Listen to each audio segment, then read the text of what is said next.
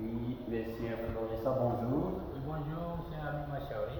Nous sommes très heureux d'être ensemble ce jour pour juste en prendre sur les différentes actions que vous avez déjà menées dans votre consortium.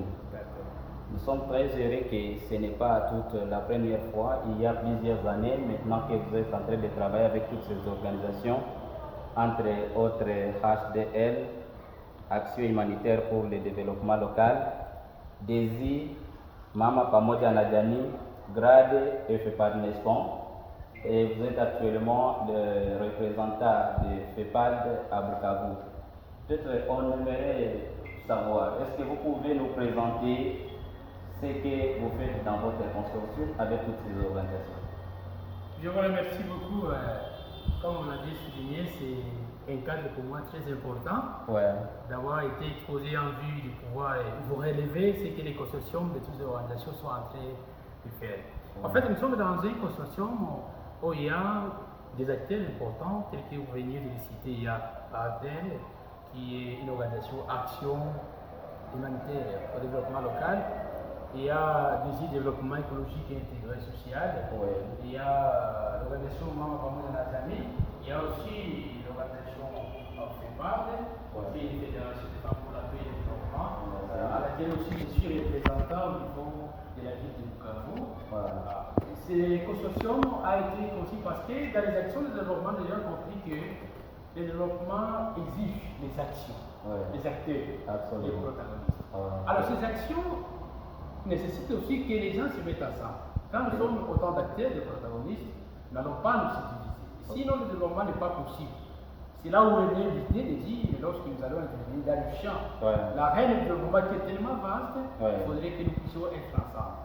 Tel que vous le savez, en Afrique et partout au monde, l'union fait la force. Les consortiums envoient des l'union. Nos actions et la vision dans ça est que nous intervenons dans les différents champs. Il y a ceux qui sont au niveau national, tels que FEPAD, ceux qui sont au niveau régional, ceux qui sont au niveau local, tels que Mama Pamoja na Jamii. Maintenant, ensemble, nous pouvons récapitaliser toutes ces forces en vue qu'il y ait l'accompagnement tout d'un coup. Apporter l'appui, le soutien, la coopération, la collaboration pour certains qui n'en ont pas encore, parce que parmi ces acteurs, les jeunes n'avons pas de même force. Dans notre construction, ça veut dire que nous sommes au niveau de Bukavu, mais il y a ceux qui ont des bureaux bien d'agents existants, c'est partout au niveau des Kavumu, là où il y a même des sièges sociaux, de Mama Pamoja na Jamii. Il y a au niveau de Uvira, il y a les bureaux. Sur le plan régional, là, il y a même Maman coordinatrice, Maman présidente de la FEPAD, avec tous les autres amis, tous les secrétaires et tous les autres qui interviennent au niveau de Uvira. FEPAD est à Fiji, FEPAD est à Kalemi, elle est à Ituri. Donc c'est une organisation nationale et qui est en train d'étendre comment elle peut atteindre le niveau international. Maintenant, dans tout ça, notre idée est de voir, en nous mettant ensemble, comment nous pouvons aussi collaborer avec d'autres partenaires qui influencent, notamment le PNID par exemple, qui est la plus grande organisation des Nations Unies. Comment nous pouvons nous mêler, nous mettre ensemble dans la voie où nous pouvons apporter des actions au développement. Mais aussi voir comment nous pouvons nous ouvrir. Parce que notre capacité d'intervention nécessite qu'il y ait vraiment des acteurs qui vont énormément intervenir dans toutes les sphères possibles. Et avec eux, nous pensons que les conceptions nécessitent, et lorsqu'on est ensemble, nous ouvrir possible. C'est pourquoi nous sommes mis ensemble. Peut-être on aimerait savoir si vous avez une organisation déjà internationale que vous collaborez ensemble.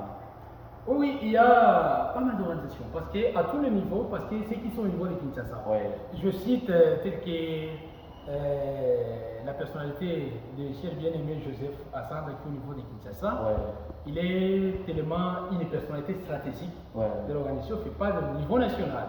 Il y a au niveau des grades, par exemple, nous avions Jean-Claude, nous avions actuellement, nous avons reçu un consultant qui est venu de Kinshasa des comptes des consortiums, mais spécifiquement avec l'organisation GRADE qui est Doudou Biemba. Et ce sont les gens avec lesquels nous collaborons et qui nous accompagnent et qui ont des actions et qui nous interviennent. Actuellement, nous avons une organisation libre, telle que GRADE. Ok, merci beaucoup. Peut-être on aimerait savoir comment est-ce que vous collaborez avec, comment est-ce que vous travaillez avec cette organisation libre que vous parlez, GRADE. C'est ce que je venais de signifier. GRAD, c'est une organisation, on l'appellerait hospitalière, parce que c'est une organisation qui veut travailler avec tout le monde. Une organisation qui est animée avec l'esprit d'accompagner les autres. Une organisation qui se porte, en fait, soucieuse de voir le progrès, le changement avec tous ces acteurs. À Bukavu, FEPAD n'avait pas encore mis toutes les dispositions sur le plan de pas économico-financier en vue d'avoir un cadre. Je suis en train de signifier un bureau. Maintenant, en collaboration avec GRAD nous a accueillis, nous a offert un cadre qui est notre bureau actuellement, nous travaillons ensemble et il est dans l'éco-social, l'organisation libre. Donc vous comprenez même si le plan document, à notre niveau, GRAD, il a tous les documents tellement suffisants qui nous permettent aussi de pouvoir avancer ensemble. Et dans ce fil où il y a autant d'organisations, GRAD, c'est un partenaire lorsqu'il y a un projet actuellement, s'il y a un projet qui est élaboré, nous l'élaborons à construction donc en commun et ces efforts de conseil nous renvoient à soumettre, si on va soumissionner un projet par exemple à l'OIM, par exemple au niveau des PNID, par exemple participer dans les clusters organisés par l'OCHA, par exemple nous ouvrir, par exemple s'il y a quelque chose, donc avec les grades qui sont dans la victoire, qui sont dans la crise, nous nous soutenons et nous essayons quand même de capitaliser toutes les forces possibles à vue de nous. Merci beaucoup, Monsieur Florissant. Nous avons beaucoup appris de votre présentation et de la façon dont vous collaborez avec les différentes organisations dans les consortiums. Peut-être vous devriez nous présenter votre perspective d'avenir par rapport aux actions que vous menez déjà. Qu'est-ce que vous pouvez nous parler de cela aussi? Certainement, c'est une bonne chose parce que, étant que des acteurs qui interviennent dans le développement, nous avons une perspective dans laquelle nous aimerions orienter nos actions. Récemment, en date de 19 mai, nous avions reçu un consultant qui est venu pour l'évaluation. Il est chargé d'analyse et suivi l'évaluation aussi des grades. De d'où bien basé je cite. Alors nous avions essayé de voir les critères même d'éligibilité de certaines organisations qui soumissionnent les projets. Et dans ça, il nous a parlé un facteur important, c'est qu'il faudrait que les organisations avancent, avoir le document. Par exemple, créer des partenariats avec autant de ministères, le ministère des Plats, de l'Environnement, de la Santé, et tout ça. Parce que même les grandes organisations qui veulent financer d'autres organisations telles que nous sommes dans les constructions, elles obligent à en fait publier les documents.